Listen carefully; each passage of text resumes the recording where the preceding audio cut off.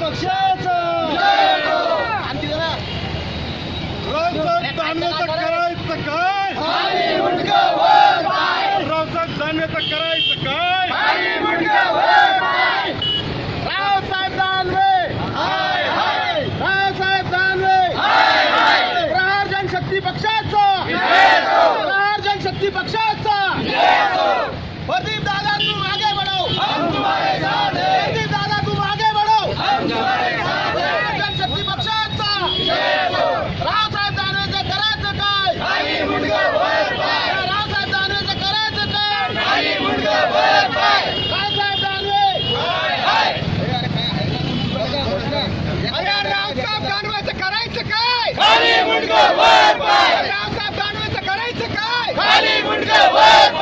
अपना भिडू अपना भिडू अरे रावसाहेब दानवेचं करायचं काय? प्रहार जनशक्ती पक्षाचा पैसा वाटणाऱ्या दानवेचं करायचं काय? पैसा वाटणाऱ्या दानवेचं करायचं काय? अपना भिडू अपना भिडू अपना भिडू प्रहार जनशक्ती पक्षाचा प्रहार जनशक्ती पक्षाचा रावसाहेब दानवे रावसाहेब दानवे प्रहार जनशक्ती पक्षाचा प्रदीप दादा तुम आगे बढ़ो बोला काय मागणी?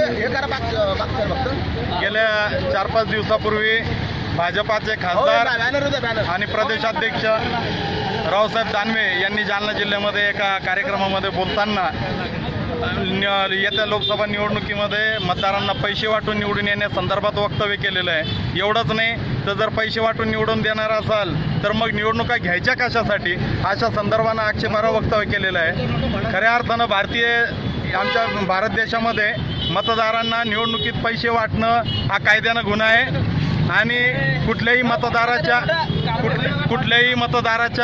मताची किंमत ही अमूल्य आहे, अनमोल आहे. आणि रावसाहेब दानवे जर मतदारांना, मतदार राजाला जर कवडीमोल समजून जर त्याची किंमत जर लावत असेल तर आम्ही देखील रावसाहेब दानवे आणि त्यांच्या वृत्तीची कवडीमोलाची किंमत करतो.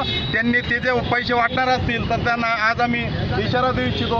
प्रहार जनशक्ती पक्षाचा प्रहार जनशक्ती पक्षाचा आम्ही सुद्धा भाजप खासदार रावसाहेब दानवेंना इशारा देऊ इच्छितो की ते जर पैसे वाटून हे करत असतील तर आम्ही सुद्धा त्यांच्या पैशाला कवडीमोल समजतो आणि हे त्यांच्या पैशाची जे अशी होळी करून त्यांच्या विरोधात पूर्ण लोकसभा निवडणुकीमध्ये प्रचार करून त्यांना त्यांची जागा दाखवण्यात येईल. प्रहार जनशक्ती पक्षाचा